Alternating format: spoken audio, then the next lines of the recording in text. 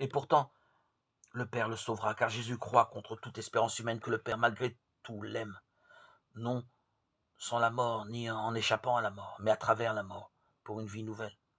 Voilà ce que la souffrance et la mort doivent lui apprendre, que le Père l'aime jusque dans la mort, pour la vie éternelle.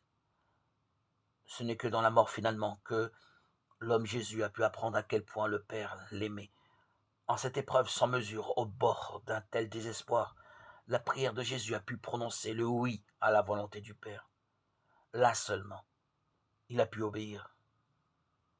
Mais en mourant, Père, en tes mains, je remets mon esprit. Luc 23, 46. Psaume 31, 6.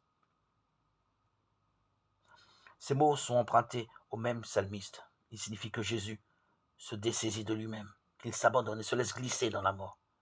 Le mourant a toujours tendance à se cramponner à ce qu'il croit être la vie. Jésus aussi a connu cette crispation inévitable et presque ontologique. En tout homme, elle est une trace du péché, elle l'empêche d'aller à la vie nouvelle, qui, dans la mort, doit être mise au monde et venir à la lumière, dans un abandon total, sans aucune résistance, sans voir, sans savoir, en sachant qu'il sombre et que la mort l'engloutit. Jésus accepte de perdre pied et se laisse aller entre les mains de son Père.